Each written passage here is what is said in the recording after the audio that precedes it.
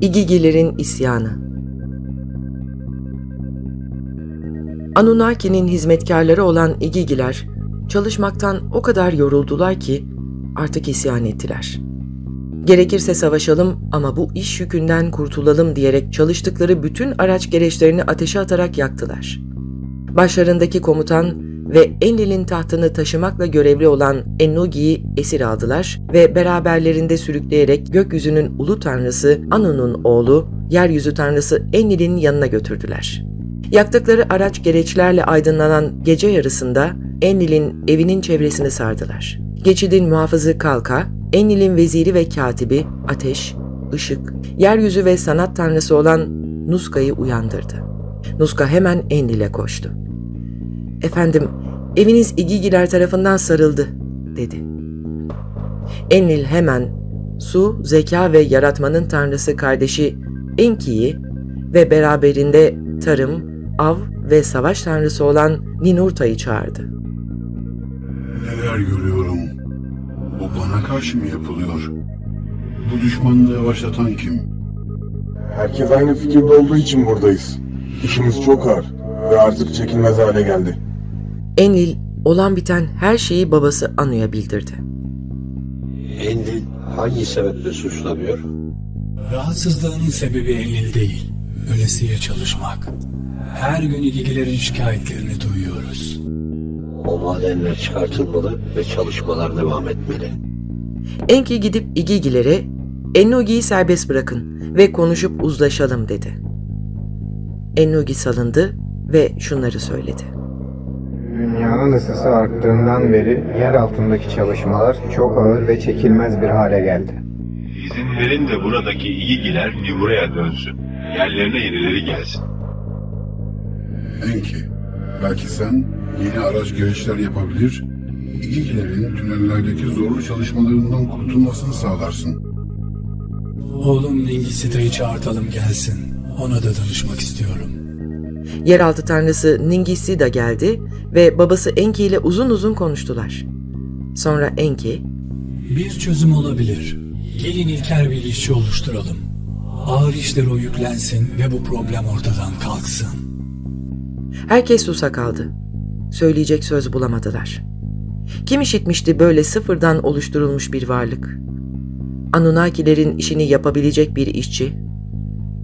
Anu'nun kızı Şifa Prensesi ve bilim kadını Ninmah'ı çağırttılar ve durumu anlattılar. Öyle bir şey ne duyulmuş ne işitilmiştir.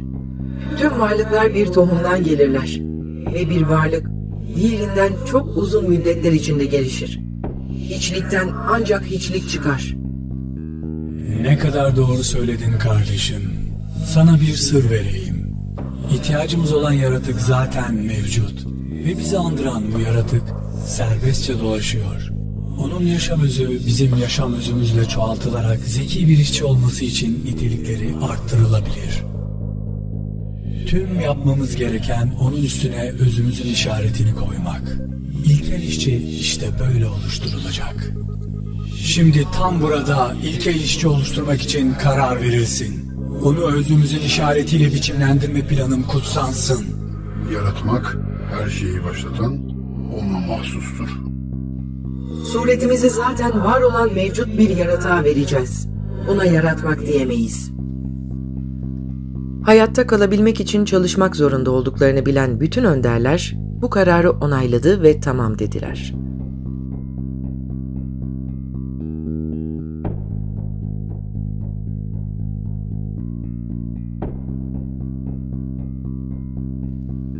Enki onları yaşam evine götürdü ve bahsettiği yaratıkları gösterdi. Bu varlıklardan bazıları güçlü kafesler içerisindeydi. Enki'yi ve diğerlerini görünce zıplamaya başladılar. Kafeslerin parmaklıklarını yumrukladılar. Hırıldanıp horuldayan sesler çıkarıyorlardı. Hiçbir şey söylemiyorlardı. Biri dişi, biri erkek. Erlikleri ve dişilikleri var. Bizim gibiler. Nibiru'dan gelmişler ve ürüyorlar. Oğlum Ningisi de onları biçimlendiren özü sınadı. Onların özü bizimkileri andırıyor. Aynı bizimki gibi iki yılan gibi birbirlerine dolanmışlar. Bizim yaşam özümüzle birleştirildiğinde ilkel işçi yaratılmış olacak. Buyduklarımızı anlayacak, araç gereçlerimizi kullanacak. Kazı yerlerindeki güç işleri yapacak ve Abzu'daki Anunnaki'lerde rahat bulacak. Kölelik çok uzun zaman önce feshedildi. Araç gereç köledir, başka varlıklar değil. Bu mesele çok ama çok önemli. Sen daha önce mevcut olmayan yeni bir varlık ortaya çıkartmak istiyorsun. Yaratmak sadece her şeyi başlatan ona mahsustur. Planım köleler değil, yardımcılar oluşturmak. Ve zaten var olan bu yaratığa yeni beceriler verebilmek. Evet, yeni bir yaratık oluşturmak değil, var olanı kendi suretimizde benzer kılmak. Küçük bir değişiklikle yapılabilir bu. Bizim özümüzden yalnızca bir damlası gerek. Bu fikirden hiç hoşlanmadım. Bir alemden başka bir aleme yolculuk etmek yasaktı. Kurallara göre dünyaya gelmek yasaklanmıştı. Fakat hayata devam edebilmemiz için gereken madeni elde etmek zorundaydık. Her şeyi başlatan onun yerine geçmek için değil. O bize bilgelik ve anlayış bahşetti. En iyi şekilde kullanmayacaksak niçin böyle kusursuzlaştırıldık? O, her şeyin yaratıcısı, bizim yaşam özümüzü neyi becerebiliyorsak yapabilmemiz için bilgelik ve anlayışla doldurdu. Biz bunun için yaratılmış değil miyiz? Özümüzde bize bahşedilmiş olanla araç gereçleri kusursuzlaştırdık. Dehşet silahlarıyla dağları paramparça edip çıkan madenlerle gökleri iyileştirdik. Üstün teknolojilerimiz ve bilgeliğimizle yeni araç gereçler biçimlendirelim. Yeni yaratıklar değil. Yeni teçhizatlarla kolaylaştıralım işi. Köle yaratıklarla değil. Anlayışımız bizi nereye yönlendiriyorsa kaderimiz oraya gitmektir. Sahip olduğumuz bilginin kullanılması önlenemez. Kader gerçekten değiştirilemez. Başlangıçtan sona dek belirlenmiştir. Maden için bizi buraya getiren, Anunnaki kahramanlarını çok güç işler altına sokan, bir ilkel işçinin yaratılmasının planlanmasına yol açan, kader mi, kısmet mi? İşte mesele bu. Karar verilmesi gereken şey de bu. Başlangıçtan itibaren kader miydi, yoksa bizim seçimimiz mi? Sonunda bu konuyu Anu'ya götürmeye karar verdiler. Anu da meseleyi meclise sundu. Yaşlılara, alimlere, komutanlara, kısacası göksel hakimlerin hepsine danışıldı. Bu uzun ve keskin tartışmalardan sonra yaşam ve ölüm, kader ve kısmet sözleri konuşuldu. Madeni elde etmenin başka bir yolu olabilir miydi? Ve nihayetinde, en sonunda, madenler elde edilecekse bu varlık oluşturulsun diye karar verdi meclis. Enki buna çok sevindi ve büyük bir özlemle Ninmah'a bakarak "Sen benim yardımcım olacaksın" dedi. Ninmah ve Enlil de bunu onayladı. Karar Ennugi tarafından Abzu'daki Anunnakilere duyuruldu.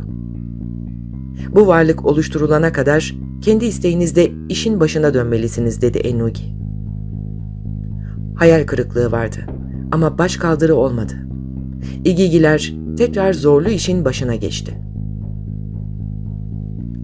Enki, Abzu'daki yaşam evinde Ninmah'la varlığı nasıl biçimlendireceklerini konuşuyordu.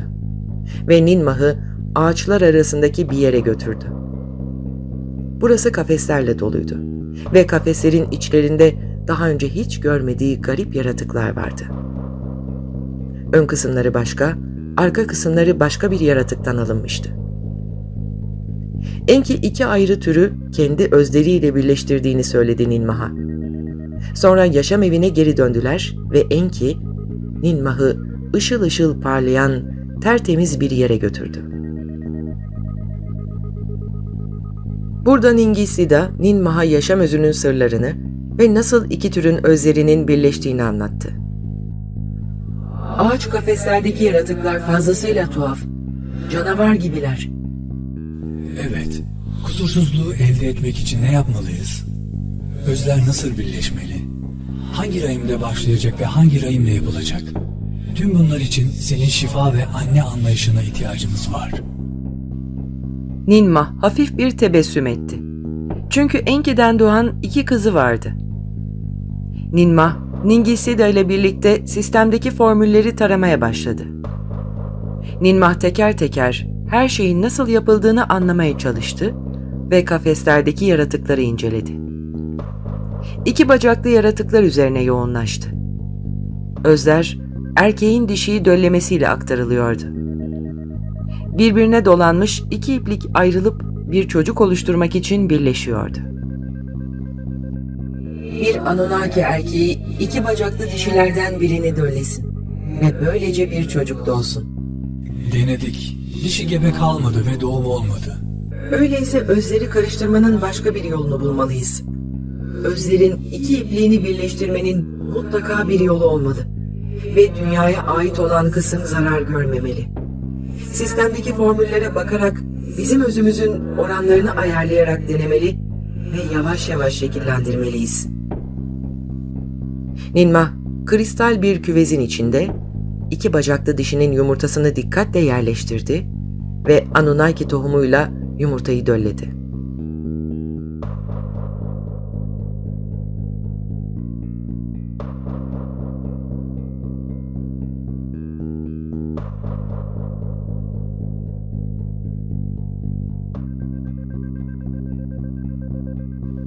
Sonra bu yumurtayı 2 bacaklı dişinin rahmine tekrar yerleştirdi.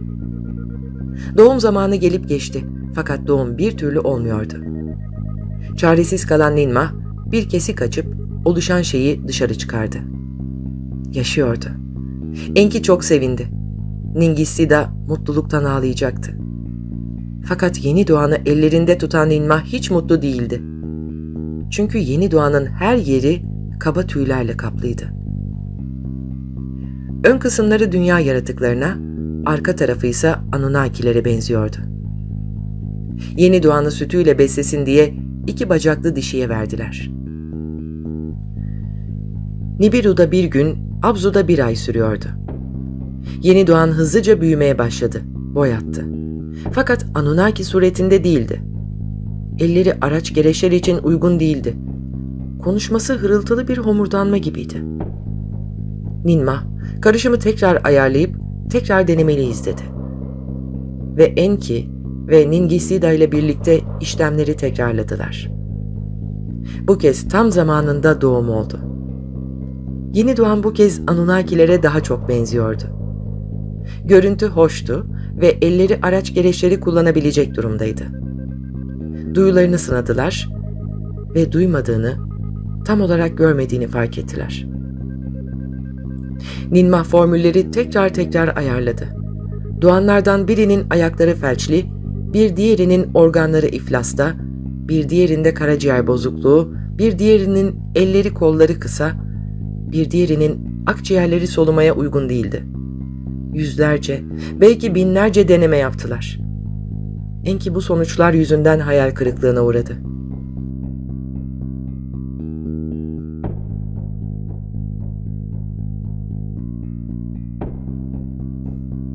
Başaramadık. İlkel işçiyi oluşturamadık. Her deneme yaptığımda bir şey öğreniyorum ve kalbim bana başarılı olana kadar devam etmemi söylüyor. Ninmah bir deneme daha yaptı ve yeni doğan yine kusurluydu. Eksiklik karışımda olmasın sakın. Belki de asıl engel ne dişinin yumurtasında ne de özlerde. Dünyanın kendisini biçimlendiren şey, asıl eksik olan bu olmalı.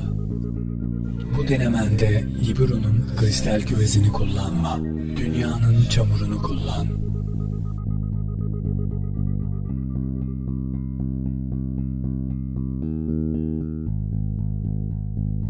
Ninmah, yaşam evinde çamurdan bir kap yaptı ve arındırıcı bir banyo olarak biçimlendirdi. İçine 2 bacaklı bir dünya dişisinin yumurtasını ve bir Anunnaki kanından çıkarttığı yaşam özünü de koydu kaba. Formülleri adım adım uyguladı dikkatli bir şekilde ve döllenen yumurta dünya dişisinin rahmine kondu. Zamanı geldiğinde dişi sancılandı. Bir doğum daha olacaktı. Ninmah kendi elleriyle çıkarttı bu yeni doğanı. Ellerinde tuttu ve inceledi. Kusursuz surette bir oğlandı bu yeni doğan. Sonra yukarı kaldırıp Enki ve Ningisida'ya gösterdi. Üçü de sevinçli ve mutluydu. Yeni doğanı annesine verdiler ve gelişimini takip etmeye başladılar. Nibiru'daki bir çocuğun gelişiminden çok daha hızlı büyüyor ve gelişiyordu. Elleri, ayakları her şeye uygundu. Fakat konuşamıyordu. Denemediğimiz sadece bir tek şey kaldı. Biz döllenmiş yumurtayı her seferinde tekrar annesinin rahmine koyduk. Belki de eksik olan şey bu. Ninmah şaşkınlık içinde baka kaldı. Ne demek istiyorsun? Doğuran rahimden bahsediyorum. Döllenen yumurtayı besleyen, doğuma dek taşıyandan. Bir Anunnaki rahmi gerekiyor olmasın?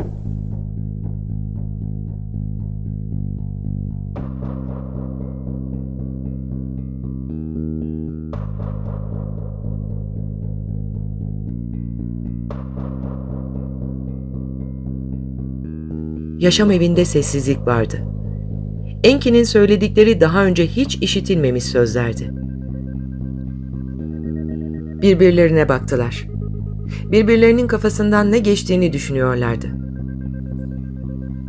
Sözlerin bilgece kardeşim. Doğru karışımı yanlış rahme yerleştiriyoruz belki de. Ama şimdi rahmini sunacak, karnında belki kusursuz bir ilkel işçiyi, belki de bir canavarı taşıyacak Anunnaki dişisini nasıl ikna edeceğiz? Bunu eşim Ninki'ye soralım. Onu buraya yaşam evine çağıralım ve sorunu anlatalım. Tam yaşam evinden çıkıyordu ki Ninmah onu tuttu. Hayır. Karışımları ben hazırladım.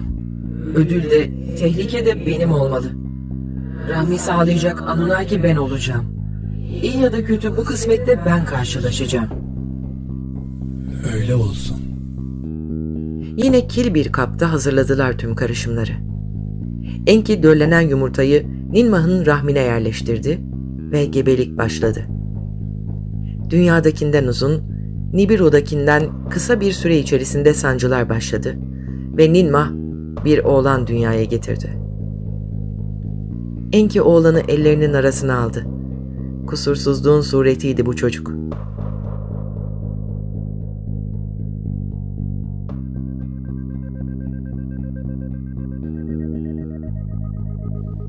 Çocuğun görünüşünü, ellerini ve ayaklarını dikkatle incelediler. Kulaklarının şekli iyiydi. Gözleri kapalı değildi.